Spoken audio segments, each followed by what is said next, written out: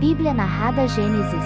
Judá e Tamar. Por essa época, Judá deixou seus irmãos e passou a viver na casa de um homem de Adulão, chamado Ira. Ali Judá encontrou a filha de um cananeu chamado Suai e casou-se com ela. Ele a possuiu. Ela engravidou e deu à luz um filho, ao qual ele deu o nome de Er. Tornou a engravidar, teve um filho e deu-lhe o nome de Onã. Quando estava em Quezibe, ela teve ainda outro filho e chamou-o Selá. Judá escolheu uma mulher chamada Tamar para Er, seu filho mais velho. Mas o Senhor reprovou a conduta perversa de Er, filho mais velho de Judá, e por isso o matou. Então Judá disse a Onã: case-se com a mulher do seu irmão, cumpra as suas obrigações de cunhado para com ela e dê uma descendência a seu irmão. Mas Onã sabia que a descendência não seria sua. Assim, toda vez que possuía a mulher do seu irmão, derramava o sêmen no chão para evitar que seu irmão tivesse descendência. O Senhor reprovou o que ele fazia, e por isso o matou também. Disse então Judá à sua nora Tamar: more como viúva na casa de seu pai até que o meu filho Selá cresça, porque temia que ele viesse a morrer, como seus irmãos. Assim Tamar foi morar na casa do pai. Tempos depois morreu a mulher de Judá, filha de Suá. Passado o luto, Judá foi ver os tosqueadores do seu rebanho em Tina com seu amigo Ira, o Adulamita. Quando foi dito a Tamar: seu sogro está a caminho de Tina para tosquear suas ovelhas. Ela trocou suas roupas de viúva, cobriu-se com um véu para se disfarçar e foi sentar-se à entrada de Enaim, que fica no caminho de Timná. Ela fez isso porque viu que, embora Selá já fosse crescido, ela não lhe tinha sido dada em casamento. Quando a viu, Judá pensou que fosse uma prostituta, porque ela havia encoberto o rosto. Não sabendo que era sua nora, dirigiu-se a ela, à beira da estrada, e disse: venha cá, quero deitar-me com você. Ela lhe perguntou: o que você me dará para deitar-se comigo? Disse ele: eu lhe mandarei um cabritinho do meu rebanho. E ela perguntou: você me deixará alguma coisa como garantia até que o mande? Disse Judá: que garantia devo dar-lhe? Respondeu ela: o seu selo com o cordão, e o cajado que você tem na mão. Ele os entregou e a possuiu, e Tamar engravidou dele. Ela se foi, tirou o véu e tornou a vestir as roupas de viúva. Judá mandou o cabritinho por meio de seu amigo Adulamita, a fim de reaver da mulher sua garantia, mas ele não a encontrou, e perguntou aos homens do lugar: onde está a prostituta cultual que costuma ficar à beira do caminho de Enaim? Eles responderam: aqui não há nenhuma prostituta cultual. Assim ele voltou a Judá e disse: não a encontrei. Além disso, os homens do lugar disseram que lá não há nenhuma prostituta cultual. Disse Judá: fique ela com o que lhe dei. Não quero que nos tornemos objeto de zombaria. Afinal de contas, mandei a ela este cabritinho, mas você não a encontrou. Cerca de 3 meses mais tarde, disseram a Judá: sua nora Tamar prostituiu-se, e na sua prostituição ficou grávida. Disse Judá: tragam-na para fora e queimem-na viva. Quando ela estava sendo levada para fora, mandou o seguinte recado ao sogro: estou grávida do homem que é dono destas coisas.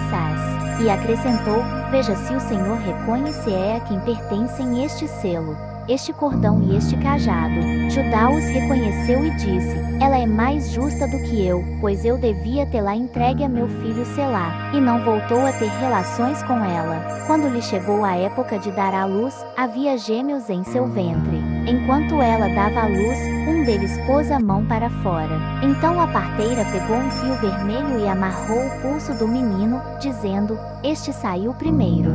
Mas, quando ele recolheu a mão, seu irmão saiu, e ela disse: então você conseguiu uma brecha para sair. E deu-lhe o nome de Pérez. Depois saiu seu irmão que estava com um fio vermelho no pulso, e foi-lhe dado o nome de Zerá. José e a mulher de Potifar. José havia sido levado para o Egito, onde o egípcio Potifar, oficial do faraó e capitão da guarda, comprou-o dos ismaelitas que o tinham levado para lá. O Senhor estava com José, de modo que este prosperou e passou a morar na casa do seu senhor egípcio. José era atraente e de boa aparência. Quando este percebeu que o Senhor estava com ele e que o fazia prosperar em tudo que realizava, agradou-se de José e tornou-o administrador de seus bens. Potifar deixou a seu cuidado a sua casa e lhe confiou tudo o que possuía.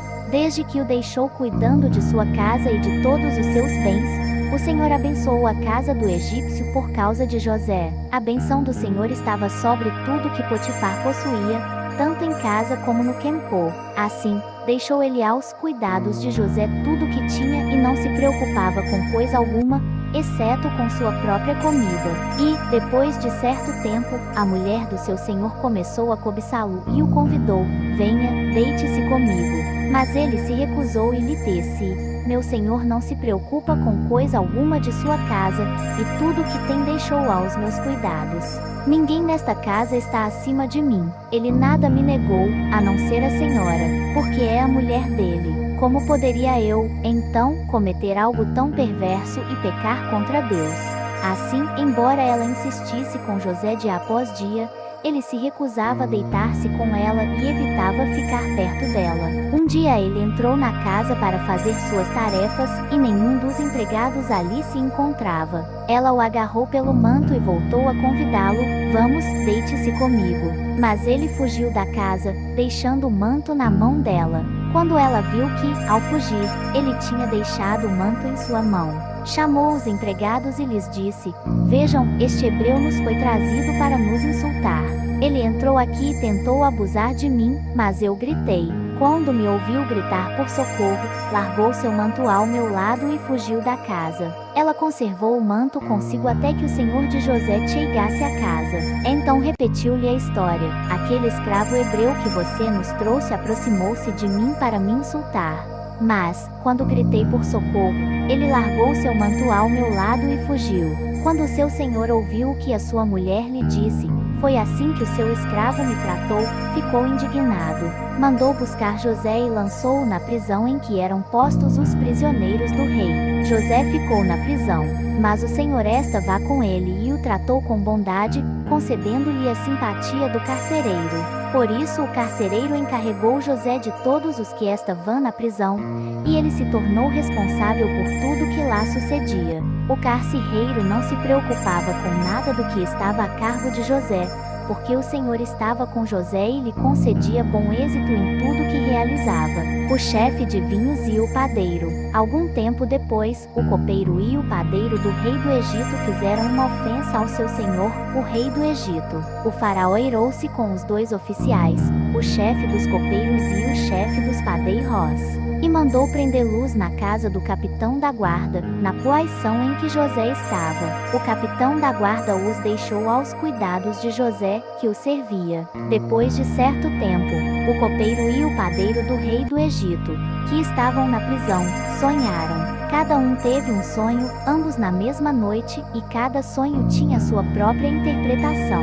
Quando José foi vê-los na manhã seguinte, notou que estavam abatidos.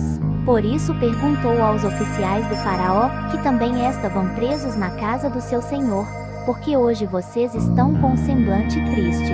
Eles responderam: tivemos sonhos, mas não há quem os interprete. Disse-lhes José: não são de Deus as interpretações.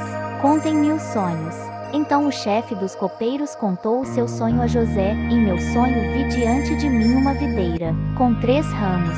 Ela brotou, floresceu e deu uvas que amadureciam em cachos. A taça do faraó estava em minha mão.